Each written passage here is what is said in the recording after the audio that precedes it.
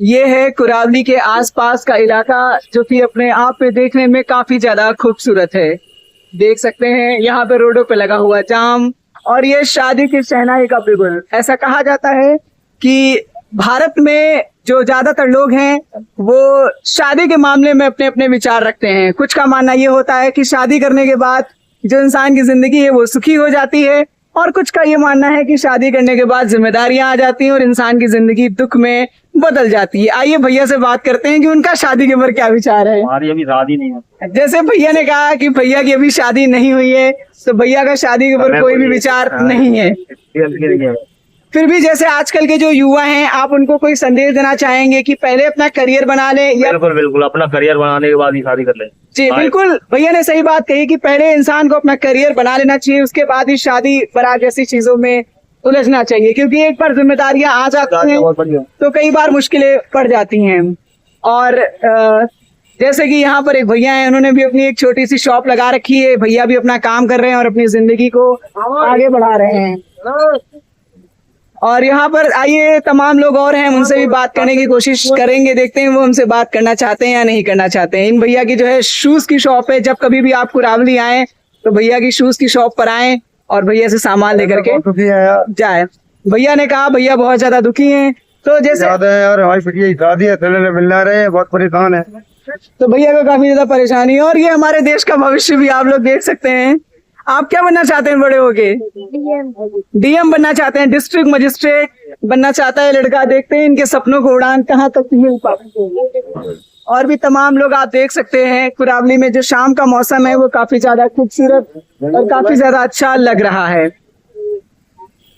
और ये भैया की जायका की नॉनवेज की शॉप है कुरावली में। ये भी आप ट्राई कर सकते हैं, जो लोग नॉनवेज खाते हैं या जो लोग इसमें इंटरेस्टेड हैं खाने में। और हमें काफी कुछ खास जो दिखेगा वो हम आपको आने वाली अगली वीडियो में दिखाते रहेंगे। तब तक के लिए शुक्रिया।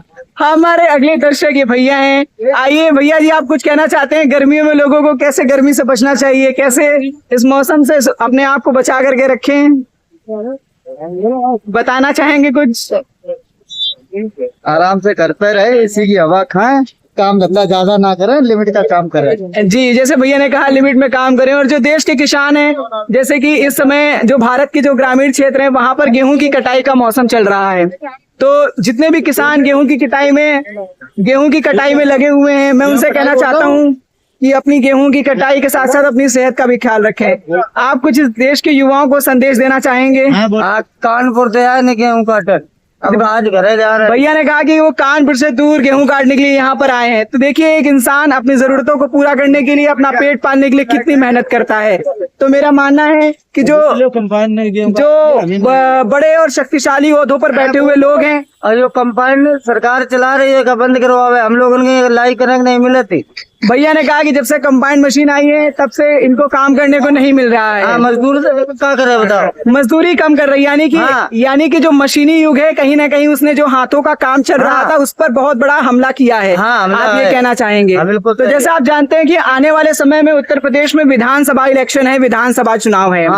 तो आपको क्या लगता है कि कौन सा ऐसी पॉलिटिकल पार्टी है जो आपके लिए काम करेगी? आपको कोई ऐसी पॉलिटिकल पार्टी अभी तक अच्छी लगी, कोई ऐसा चेहरा लगा जो आपके भविष्य को बदलेगा? भैया और में क्या यार? हाँ, अखिलेश भैया। जैसे भैया ने कहा कि अखिलेश भैया, उन्होंने नए युवक खातिर और जनता खातिर अच्छा काम, जनता के लिए बेहतरीन काम करा। जैसे भैया ने कहा, अखिलेश भैया ने कई उनकी ऐसी योजनाएं रही जिसने किसानों की बहुत मदद पहुंचाई। तो ऐसा भैया का थॉट है और बहुत ही अच्छा विचार है कि हमें भी ऐसी आनी चाहिए जो गरीबों को हेल्प करे। जी मौजूद है 4 आदमी का। अरे सरकार बनाती वो है, जनता ही बनाती है। जनता बनावत तो है, लेकिन ऊपर है तो सब चोर घुसे तो क्या कर जैसा देखा चाहती वो बने नहीं पावत है। तो सर बात तो वही है, जय की लाठी वही भैंस, जनता सारी पूरा। ये एक आम आदमी का दर्द है जो ये कहना चाहते हैं कि हुकूमत और सरकारें तो हम बनाते हैं, लेकिन कहीं ना कहीं कोई ना कोई किसी न किसी स्तर पर थोड़ी बहुत बेईमानी हो रही है। दादाजी, आप इस देश के युवाओं को कोई संदेश देना चाहते हैं कि इस देश के युवाओं को किस राह पर चलना चाहिए और किस तरीके से अपने भविष्य को बचाना चाहिए और उसे आगे बढ़ाना चाहिए? बताइए, कुछ कहना चाहेंगे? हम तो नहीं कहना चाह रहे हैं। जैसे दादा जो है अपनी कोई बात नहीं कहना चाहेंगे।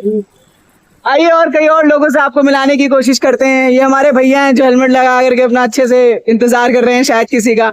आप कोई बात करना चाहेंगे आने वाले विधानसभा इलेक्शन के बारे में? उत्तर प्रदेश में विधानसभा चुनाव है, 2027 का जो चुनाव है, तो कोई ऐसा नेता जिसे आप पसंद करते हो, उसकी कोई बात जो आपको अच्छी लगती हो, आप बताना चाहेंगे? जी, इंटरेस्ट नहीं राजनीति में। जैसे भैया ने कहा राजनीति में इंटरेस्ट नहीं है, तो मेरा इस देश के युवाओं से सवाल है, अगर तुम राजनीति में रुचि नहीं लोगे तो कोई ऐसा व्यक्ति तुम पर शासन करेगा जो शायद तुमसे कम योग्यता रखता हो। तो मेरा इस देश के तमाम युवाओं से दरख्वास्त है और तमाम जो युवा हैं उनसे रिक्वेस्ट है कि आप राजनीति में रुचि लें, आप राजनीतिक किताबें पढ़ें, इस देश को जानें कि कौन सी सरकार ने इस देश के लिए ज्यादा बेहतर काम करा, किस सरकार की योजनाएं युवाओं के लिए बेहतर हैं। आप कुछ कहना चाहेंगे आने वाले विधानसभा इलेक्शन के मैं बहुत कुछ कहना चाहूँ। पहले पूरे भारत को जय हिंद, जय भारत, जय हिंद। और आपसे भी सर धन्यवाद जो आप हमारे छोटे कस्बे में आप आए जी, हम आपके आभारी हैं जी। बेशक मैं गरीब आदमी जो बोलूंगा सच बोलूंगा जी जी। हमारे योगी जी मोदी ने इतना बढ़िया देश को संभाल के रखा है, हम उनको सलूट करते हैं। और आने वाले टाइम पे जब तक जिएंगे योगी जी मोदी के अलावा किसी को वोट नहीं। जैसे भैया आप जिसे योगी जी और मोदी जी के फैन लगते हैं, तो मेरा आपसे ये सवाल है कि उनकी कौन सी योजनाएं हैं या उनके कौन से काम है जिनसे आप प्रभावित हैं? जी प्रभावित ऐसा हूँ मैं सर, मैं एक तो गरीब आदमी हूँ जी, जो फेरी लगा के पेट भरता हूँ जी जी। और मैं आपको बताऊं सर, मैं रात भर मेरे घर फूटा था जी, मकान फूटा था जी, और मैं रात भर जब पानी गिरता था भगवान से दुआ करता था कि भगवान या पानी बंद हो जाए या कोई ऐसी जगह मिल जाए मैं आराम से मैं सो जाए जी। मैं योगी जी मोदी की जी को दुआ देता हूँ जो उन्होंने मुझे आवास दिया और आराम से रह रहा हूँ जी। जैसे भैया ने आवास की बात उठाई कि इन्हें जो आज सरकार शासन में है उनकी तरफ से आवास मिला, तो मैं आपको एक छोटी सी बात बताना चाहूंगा, वो ये है कि जो आवास की योजना है वो इस सरकार ने आपको आवास दिया, हम इस बात के लिए खुश हैं, लेकिन जो आवास है वो सभी सरकारों ने दिए हैं। ये हो सकता है कि तमाम लोगों तक पहुंचा या तमाम लोगों तक नहीं पहुंचा, लेकिन आवास जो है तमाम सरकारों ने अपनी अपनी सरकारों में दिए हैं। तो एक ऐसी योजना बताइए जो सिर्फ मोदी जी और योगी जी लेकर के आए हो और आपको पसंद हो। देखो मुझे सबसे बढ़िया सबसे अच्छा तो इनका ये लगा काम जी कि पहले भारत का नाम विदेशों में इतने अदब से लिया नहीं जाता था, आज सीना ठोक करके कह सकते हैं कि भारत सबसे आगे विश्व गुरु होने वाला है। जैसे मैं आपको एक छोटी सी बात बताना चाहूंगा, अभी ये जो अमेरिका के प्रेसिडेंट हैं उन्होंने भारत की भूमि को नरक की भूमि कहा वर्तमान समय में, और उस पे एक देश है ईरान जिसने इसकी प्रतिक्रिया दी और जवाब दिया और कहा कि भारत बहुत खूबसूरत देश है। तो कहीं ना कहीं वैश्विक स्तर पर अमेरिका ने भारत के बारे में गलत टिप्पणी की, तो क्या आप इसको सही मानते हैं? नहीं, भारत उस प्रधानमंत्री जी से क्या जवाब देना चाहिए प्रधानमंत्री जी को? जी मैं दे रहा हूँ जवाब उनकी तरफ से जी। भारत मेरा इतना खूबसूरत देश है शायद यहाँ सारे देवी देवता यहाँ पैदा हुआ, खासकर उत्तर प्रदेश जी। मुझे अपने आप पे गर्व है, मैं इस भारत की पवित्र भूमि पे रह रहा हूँ जिसमें राम, श्री कृष्ण भगवान और गंगा मैया और जमुना मैया के राज्य में इससे तिलक करता हूँ। इससे बढ़िया भूमि कोई पढ़ने में अगर मैं मरूं तो इसी भूमि पे मुझे मिले। जैसे भारत की माटी से जो प्रेम है, जितना प्रेम आप करते हैं उतना ही प्रेम हम भी करते हैं, क्योंकि ये वो भूमि है जहाँ पर हमारे पूर्वजों ने जन्म लिया, जहाँ पर हमारे पूर्वजों ने हमें खाने के लिए रोटी दी, पहनने के लिए कपड़ा दिया, नहाने के लिए हमें पानी मिला। तो क्या हमारा ये कर्तव्य नहीं बनता कि हम भारत को संभाल करके रखें, भारत को बचा करके रखें? ये हमारा फर्ज बनता है जी। भारत माँ के कपूत और सबसे निवेदन है कि भारत माँ पहले जो थी वो जैसा ही हो जाए और सच्चाई